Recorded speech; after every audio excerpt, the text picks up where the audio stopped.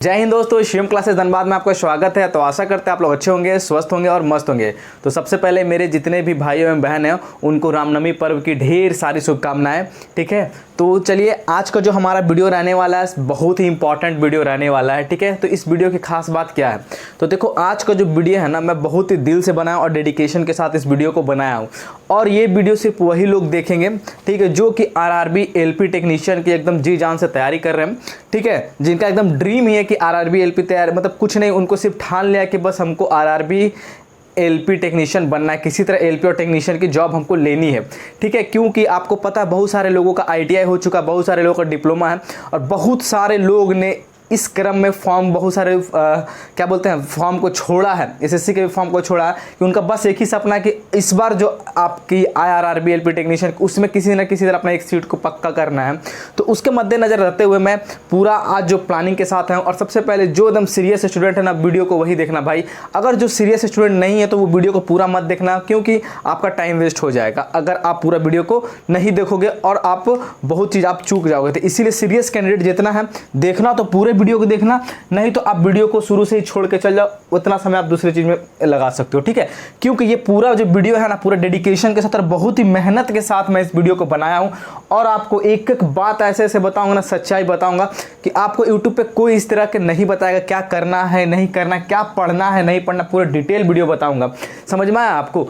ताकि आप ये खुद वीडियो देखना तो आपको लगेगा कि आपने बहुत सारा वीडियो देखा, लेकिन आज आपको पता पड़ेगा कि मैं क्या मिस कर रहा था, यहाँ तक तो किसी ने बताया भी नहीं था। बस मैं हवाबाजी इसमें नहीं करूँगा ना, पूरा डिटेल चीज़ों को कैसे करना है, क्योंकि आपको पता है अभी ग्रुप डी का जो एग्ज़ाम हुआ, तो ग्रुप डी का एग्ज़ाम में सब लोग साइंस ने कैसा खेला अपना रंग दिखाया उसने, तो आप स्टूडेंट इसका खमियाजा बहुत लोग भुगते हैं। बहुत से लोग जो नॉर्मल पढ़ के गए थे बुक वाले previous year, one liner science का एमसीक्यू रट के गए थे, तो इसका एकदम उल्टा पड़ गया, उन्होंने पूरा एनसीईआरटी डिटो को डाला। तो इस बार क्या रहने वाला खास, तो आरआरबी एलपी टेक्नीशियन में देखो रिजल्ट होना है ना। देखो सबसे पहले आपको मैं बता दूं कि मेरा क्योंकि मैं अभी अपना एक्सपीरियंस आपको बता दूं ताकि आपको भी लगे, क्योंकि मैंने भी 2018 एलपी में दिया था, जिसमें मैं पीटी क्वालिफाई हूँ, मेंस क्वालिफाई हूँ, है ना। ट्रेड पेपर मैंने बहुत ही अच्छे मार्क्स से आराम से क्वालिफाई किया था, है ना। इवन मैंने बहुत ही कम समय में उसको क्वालिफाई कर दिया था और मात्र 15 दिन में सिर्फ पढ़ करके ट्रेड को पास किया था। ठीक है, फिर मेरा उसके बाद साइको भी मैंने आराम से पास किया था, वो भी विदाउट कोचिंग के, बिना कोचिंग के मैंने खुद सेल्फ घर में ही करके किया था। तो इस आधार पर मैं भी आपको बताऊंगा कि आप प्रिपरेशन करना है, कैसे करना है, अपना एक्सपीरियंस भी आपके साथ शेयर करूंगा, कहां पे गलती चीज़ों को नहीं करनी है। तो पुराने वाला स्टूडेंट जो है वो तो देखेंगे, साथ ही साथ इस बार जो नए स्टूडेंट हैं जो आरआरबी एलपी की टेक्नीशियन की पहली बार तैयारी करेंगे, वो भी इन चीज़ों वीडियो को पूरी अच्छी तरह से देखना। ठीक है, तो चलिए हम लोग पहले बात करते हैं आरआरबी एलपी टेक्नीशियन। और रही बात वैकेंसी के लिए, तो देखो भाई मैं आपको एक बात बता दे रहा हूं, आप अभी तक यही सोच में पड़े होंगे जो कोई भी कि आरआरबी टेक्नीशियन की वैकेंसी अब आएगी, अब प्रिडिक्शन कर रहे हैं, मतलब बाबा जी बन रहे हैं कि अब आएगी तो पढ़ेंगे, अब आएंगे तो पढ़ेंगे। तो आपको बता देना, थोड़ा सा आप नजरिया को चेंज करो। बहुत सारे लड़के ना तैयारी में जुट गए हैं, नहीं विश्वास होता है ना तो पटना में जाकर देखो, कहीं भी जाकर जहाँ तैयारी का माहौल है, आप कितने लोग जुड़े हुए, आपको पता भी नहीं पड़ेगा वो सिलेबस अभी कितना खत्म करने की ओर कगार पे पहुंच चुके हैं। तो ऐसे ऐसे बंदे हैं जो सोच नहीं रहे, लग गए हैं। तो आप सोचने के लिए आपके पास समय नहीं, लग जाओ। अरे पता है यार, सबको पता है कि वैकेंसी आएगी, तो मेरा समय क्यों व्यर्थ करूं कि कब आएगी कब नहीं। जब आ जाएगी ना तो आपको समय भी नहीं पता पड़ेगा और आप पछताओगे। तो चलो स्टार्ट करते हैं वीडियो को बिना किसी देरी के। तो हमको तो सबसे पहले तो ये जानते हो कि आपका जो मेन इंपॉर्टेंट रोल है ना, हम बात करेंगे पूरा अपना मेरिट बनाने तक हमको कैसे कैसे क्या करना है। तो सबसे पहले हमको मैं बता दूं, एक ओवरव्यू देता हूं कि इसमें 2 एग्जाम होते हैं, 3 सीबीटी होता है, एक सीबीटी 1 होता है, सीबीटी 2 होता है और एक साइको का एग्जाम होता है जो एलपी में जाना चाहते हैं। ठीक है, और जो टेक्नीशियन है उनको लिए साइको के लिए नहीं देना पड़ेगा। और हाँ, बहुत सारे लोगों का कमेंट आता है कि क्या इस बार जब एलपी की फॉर्म आएगी तो उसमें एज रिलैक्सेशन मिलेगा?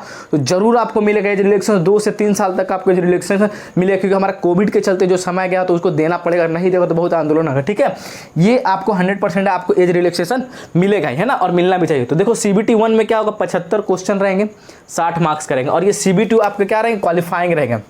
क्वालिफाई करके फिर आप किस में जाओगे, इसको क्वालिफाई करते हो तो CBT 2 में जाओगे। तो CBT 1 का देखो सिलेबस क्या है, 75 क्वेश्चन रहेंगे, 60 मिनट के रहेंगे। मैथ, रीजनिंग, साइंस में क्या रहने वाला, physics, chemistry, biology means life science से भी क्वेश्चन आएंगे, और जीके करंट अफेयर। तो मैथ तो सब लोग कर रहे हैं, रीजनिंग सब लोग कर लेंगे।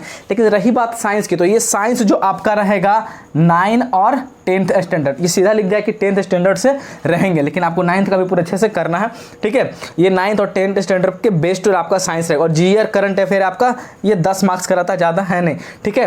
तो जीके और करंट अफेयर कैसे करना है इसको मैं बता देता हूँ। हाँ, अभी जो MTS की भी तैयारी कर रहे हैं, या जो लोग आपका SSC का एग्जाम दे रहे हैं, CGL हो चाहे जो भी, तो उसमें जीके का बहुत बड़ा रोल प्ले हो रहा है इस बार। तो मेरी पूरी वीडियो प्लेलिस्ट बनी हुई है स्टैटिक जीके का, मैं ट्रिक से याद करवा रहा हूँ, डे 5 तक मैं करवा दिया, तो उसको जाकर के आप लोग देख सकते हो, और इसका डिस्क्रिप्शन बॉक्स में लिंक डाल दूंगा।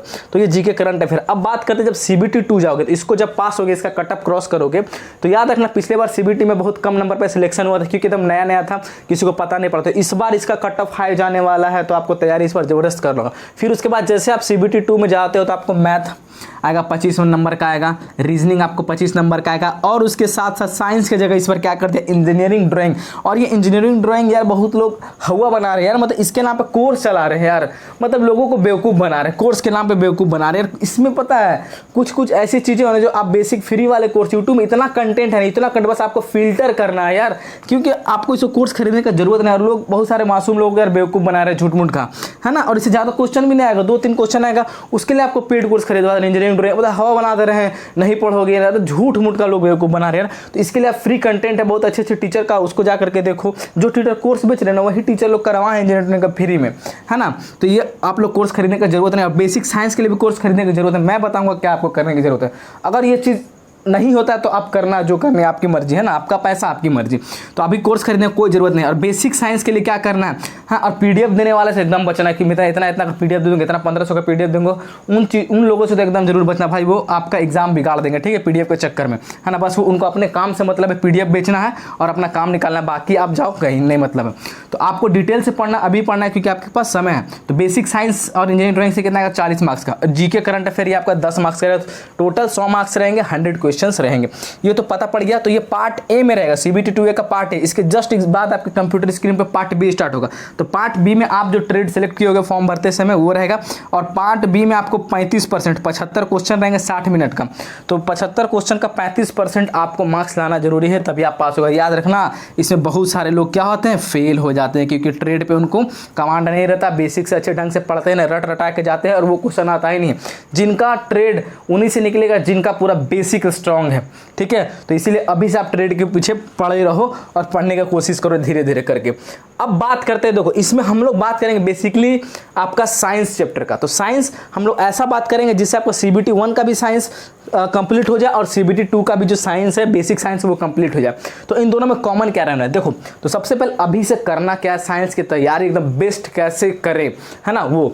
अब देखो बात करते हैं 9th, अब इसका कैसा रहेगा, आपका कौन सा पैटर्न पे रहेगा, है ना, किस पे आता है। तो 9 और 10th स्टैंडर्ड आपका रहेगा ये साइंस। तो आपको करना क्या, 9 और 10th की NCERT की बुक लेनी है। अगर आपके पास बुक हो तो सही है, तो NCERT का बुक लेना प्लस NCERT का एग्जाम्पलर आपको रखना है। इसका PDF हो चाहे आपके पास, इसका जो भी हो। तो NCERT का बुक और NCERT का एग्जाम्पलर इस पर फोकस रहेगा, क्योंकि आपको पता है ना कि ग्रुप D में कैसा कैसा दिया था क्वेश्चन। तो अब इस पर क्या करना, 9 और 10th का NCERT बुक को पूरे अच्छे से पढ़ना है, उसका पूरा टॉपिक को पढ़ना और NCERT एग्जाम्पलर को उसके बाद लगाना है। अब देखो करना क्या है, तो 9 और 10th, तो 9th में बात करें तो टोटल चैप्टर दिया हुआ है फिजिक्स, केमिस्ट्री, बायोलॉजी मिलाकर के 15 चैप्टर है। 10th की अगर हम बात करते हैं तो टोटल चैप्टर दिया हुआ है 16 चैप्टर दिया हुआ आपके फिजिक्स, केमिस्ट्री और बायोलॉजी मिला करके दोनों। तो हमको पढ़ना कितना है, 9th क्लास का 15 चैप्टर और 16 चैप्टर पढ़ना है किसका, 10th क्लास का। तो कितना हो गया, 15-16 टोटल 31 चैप्टर है, ठीक है। तो हम बात करते हैं इन दोनों में से जो बायोलॉजी है ना, 9th में और बायोलॉजी और 10th में बायोलॉजी है, वो बायोलॉजी सिर्फ आपको काम आएगी CBT 1 के लिए, CBT 2 में बायोलॉजी नहीं आएगी। लेकिन पढ़ना तो आपको बायोलॉजी CBT 1 पास करोगे तभी तो जाओगे ना। तो ठीक है, ये है। अब बात करते हैं 15 9th क्लास का चैप्टर, 10th क्लास का 16 चैप्टर। तो अब पहले स्टेप करना क्या है, 2 बुक मेरे पास आ गई। अब हम उसको कैसे करें, कैसे पढ़े, ऑनलाइन पढ़े, कोर्स पढ़े, क्या। तो आपको सबसे पहले कोई कोर्स खरीदने की ज़रूरत नहीं है, देखो अब क्या करना है कि अब आपको क्या करना है, स्टेप 1 देखो, कोर्स खरीदोगे ना तो अभी से तो वो पढ़ा देंगे बेसिक, ठीक है, जैसे पढ़ा देंगे, फिर वही लोग क्या करेंगे, क्रैश कोर्स निकालेंगे, और जो पढ़ा हुआ बंदा भी ना वो डर के भी अरे भाई क्रैश कोर्स ले ले, तो ऐसे उनका मार्केट चलता है, ठीक है, बहुत सारे लोग ऐसे कर रहे हैं, ठीक है। तो अगर आप थोड़ा सा भी बेसिक स्ट्रॉन्ग है तो वो पेड कोर्स नहीं खरीदो, क्योंकि मैंने कभी पेड कोर्स नहीं खरीदा भाई, आराम से मेरा पास है, इतना अवेलेबल है ना यूट्यूब में फ्री में, इतना अच्छा कंटेंट है ना, बस आप फिल्टर करने की देरी है। तो सबसे पहले आपको स्टेप 1 में करना क्या, टॉपिक वाइज कवर करना विथ नोट्स। तो ये 15 chapter physics chemistry biology 9 class के, 10th क्लास के 16 chapter physics chemistry biology included है इसमें, ठीक है। तो इसको टॉपिक वाइज करना है सभी को। तो एक बार 9 क्लास का टॉपिक को पूरे अच्छे से, तो पहले स्टार्ट किससे करेंगे, 9th क्लास से स्टार्ट करेंगे, क्योंकि 9th क्लास का अपग्रेडेशन जब 9th क्लास अच्छे से पढ़ोगे तो 10th क्लास आपको ज़्यादा समझ में आएगा। तो पहले 9th क्लास का पूरा टॉपिक वाइज पढ़ लो बुक को। अगर डायरेक्ट एनसीईआरटी नहीं पढ़ पाते हो तो 9th क्लास का आप YouTube से ऑनलाइन के थ्रू इसका जितना 15 चैप्टर आप पढ़ सकते हो, उसका नोट्स बना सकते हो खुद से। YouTube में सर्च मारो, बहुत ही अच्छे अच्छे टीचर है जो इसको अच्छे से पढ़ाएं, इसका टॉपिक जो भी है, मैटर इन आवर सराउंडिंग, हमारे आसपास के पदार्थ, अम्ल, क्षार तथा लवण, जो भी इसका चैप्टर है उसको पढ़ो, टॉपिक वाइज पूरे चैप्टर को पढ़ लो। उसका क्या करो, फिर एक नोट्स बनाओ, नोट्स बनाते चलना है। अभी से आप इसके पास समय है, अभी से आप नोट्स नहीं बनाओगे तो फिर वही जो क्रैश कोर्स वाला के चक्कर में लगे रहोगे, अरे इसका पढ़ ले, इसका पढ़ ले, पता चला आप कहीं का ना रहे। तो अभी से आप अपना नोट्स बनाओ, ठीक है, एकदम शानदार नोट्स बनाओ। जो टीचर है एक बार एक ही टीचर से पढ़ो, अच्छे से पूरा आप कर लो। फिर उसके बाद क्या करना है आपको, और ज़्यादा नहीं समझ में आता याद रखना है, 9 और 10th का कोई बहुत ही अच्छा टीचर भी है, जैसे फिजिक्स वाला लोग है वो लोग भी पढ़ाते हैं, या बहुत सारे ऐसे हैं ना 9 10th का जो पढ़ाते हैं, अच्छे लेवल का पढ़ाते हैं यार, डिटेल में एनसीईआरटी को, उनसे भी आप पढ़ के नोट्स बनाओ, ठीक है। अब बात करते हैं सेकंड स्टेप क्या करना है। जब आपने इसका 9 और 10th का नोट्स बना लिया, पूरा अच्छे से प्रिपेयर कर लिया, फिर उसके बाद करना क्या, सेकंड स्टेप में एनसीईआरटी बुक के क्वेश्चन। तो एनसीईआरटी जैसे ही टॉपिक खत्म करोगे 9 10th का, तो उस बुक का क्या करना है आपको, उस बुक में जो एमसीक्यू दिया उसको लगाना है, और उस बुक के क्वेश्चन, क्यों आपको बोला कि फिजिक्स में आपको न्यूमेरिकल्स के क्वेश्चन मिलेंगे और केमिस्ट्री में भी आपको कुछ न्यूमेरिकल्स मिलेंगे, कुछ इक्वेशंस मिलेंगे, उसको सॉल्व करना अच्छे से, और न्यूमेरिकल भी आपको करना है फिजिक्स केमिस्ट्री को। तो ये आपको उस क्वेश्चन एनसीईआरटी के क्वेश्चंस को अच्छे से देखना, अच्छे से लगाना है, क्योंकि आपके लाइट चैप्टर में भी कुछ क्वेश्चन है न्यूमेरिकल, उसको लगा लेना है। फिर जैसे कि आप पढ़ोगे वर्क पावर एनर्जी, क्लास 10 में जाओगे, क्लास 10 का पढ़ोगे वर्क पावर एनर्जी, उसका न्यूमेरिकल जो उसको लगाओ अच्छे से, एनसीईआरटी वाला न्यूमेरिकल आपको अच्छे से लगाना पड़ेगा। फिर थर्ड स्टेप में क्या करोगे, एनसीईआरटी बुक का तो इतना कर लिया, पढ़ने के बाद उसका न्यूमेरिकल लगा लिया, उसका क्वेश्चन को कर लिया। कौन सा क्वेश्चन, थ्योरी वाला क्वेश्चन को भी अच्छा से पढ़ो, क्योंकि वहां से भी क्वेश्चन सीधे उठा करके दे रहा। अब एनसीईआरटी पढ़ना है तो दिल से पढ़ो, वरना मत पढ़ो। अब बात करते हैं थर्ड स्टेप में क्या करना, 9 और 10th का एग्जाम्पलर को सॉल्व करना है। क्या करना है, 9 और 10th क्लास का जो एग्जाम्पलर आता है, 9 10th का सारा एग्जाम्पलर आपको निकाल लेना है, प्रिंट करवा लेना है फिजिक्स केमिस्ट्री का, और एग्जाम्पलर को क्या करना है, सोल्व करना है। मैं बता देता हूँ, सॉल्व करना बहुत जरूरी है, एग्जाम्पलर से अगर आपने एग्जाम्पलर पे कमांड बना लिया था ना, तो आपके लिए बहुत चीज़ें ईजी, कि एग्जाम्पलर का क्वेश्चन बहुत ही कंसेप्चुअल होता है। और ये बात मैं बता देता हूँ, बहुत लोग ग्रुप डी में इस बार मतलब कि क्या किया था कि एग्जाम्पलर का सिर्फ एमसीक्यू किया था। देखो एग्जाम्पलर में 2 तरह के क्वेश्चन आते हैं, मैं आपको बताता हूँ, मेरे पास है ये देखो, मैंने एग्जाम्पलर को प्रिंट आउट निकाला था, ठीक है। तो एग्जाम्पलर में कैसा आता है, जैसे ये अम्ल, क्षार एवं लवण है क्लास 10 का, तो इसमें एमसीक्यू कुछ है, उसके बाद थ्योरी टाइप से क्वेश्चन होता है। बहुत लोग एमसीक्यू करके छोड़ दिए, बस हवा चल गया था कि एमसीक्यू से आ रहे, लेकिन यार पता है जब मैंने इसका देखा, थ्योरी देखा, तो यार क्वेश्चन वहाँ थ्योरी से लाइन बाय लाइन पूरा क्वेश्चन आया हुआ है, थ्योरी से दिया हुआ है। तो आपको क्या करना है, एनसीईआरटी का एग्जाम्पलर तो का एमसीक्यू तो करना है, उसके बाद आपको क्या करना है, इसका पूरा थ्योरी को करना है।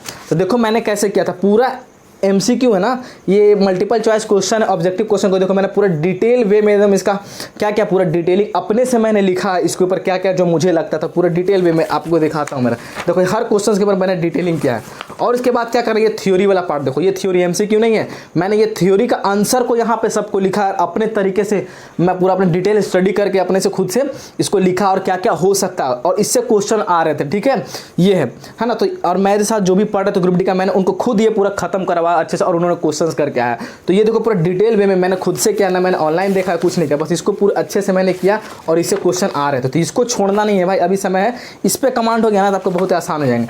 तो ये आपका एनसीईआरटी, अगर समय मिलेगा तो मैं इसको आपको जरूर करवाएंगा टॉपिक वाइज करके, ठीक है, अच्छे डिटेल वे में मैंने इसका पूरा को किया था। तो ये आपको करना तो एकदम जरूरी है। इनसे क्या करना है, एग्जाम्पलर का 9 और 10th का एग्जाम्पलर को क्या करना है, एमसीक्यू सॉल्व करना, उसके बाद जो थ्योरी क्वेश्चन उसको अच्छे से पढ़ो, क्या बोल रहा है उसको समझने की कोशिश करो, क्योंकि वहाँ से बहुत सारे क्वेश्चन क्रिएट होते हैं, ठीक है। तो ये तो हो गया आपका।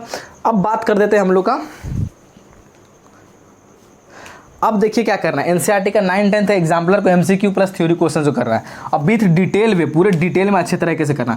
अब फोर्थ स्टेप में जब इतना कर लोगे तब आप लास्ट में जाके प्रीवियस ईयर क्वेश्चन 2018 वाला लगाना, प्रीवियस ईयर क्वेश्चन को 2018 वाला में लगाना, तब देखना आपसे लगता है कि नहीं। तो इस काम को लास्ट में आप करना, बहुत ही मजे। इतना करने के बाद प्रीवियस ईयर क्वेश्चन लगाओगे ना, तब आपको पता पड़ेगा क्या प्रीवियस ईयर 2018 में कुछ आया था रिपीट, ऐसा आइडिया आपको ज़्यादातर लगने लगेगा। तो इसको फिर रटना है। अब बात करते हैं बेसिक साइंस की। तो बेसिक साइंस में कौन कौन सा आपका सिलेबस है मैं आपको बता दे रहा हूँ। यूनिट एंड मेजरमेंट है, मास वेट एंड डेंसिटी है, ये आपको 9th क्लास में मिलेगा ग्रेविटी के चैप्टर में। वर्क पावर एंड एनर्जी, ये 9th क्लास में ही मिलेगा आपको, ठीक है। फिर स्पीड वेलोसिटी भी आपको 9th क्लास के मोशन चैप्टर में मिल जाएगा। हीट एंड टेम्परेचर ये आपका 7 या 8 क्लास का है, ठीक है। फिर बात करते हैं बेसिक इलेक्ट्रिसिटी, आपके क्लास 10th में मिलेगा, वहाँ से पढ़ सकते हो। फिर लीवर एंड सिंपल मशीन आप क्या कर सकते हो, liver and simple machine 9th-10th में आपको नहीं मिलेगा तो क्या कर सकते हो, ऑनलाइन किसी टीचर से पढ़ सकते हो। जैसे हो गया आपका नीरज सर, उनसे ऑनलाइन पढ़ सकते हो, इसका नोट्स बना लो क्योंकि इससे 1 ही 2 क्वेश्चन आता है। फिर ऑक्यूपेशनल सेफ्टी एंड हेल्थ है ना, सेफ्टी और हेल्थ का भी 1-2 क्वेश्चन आता है,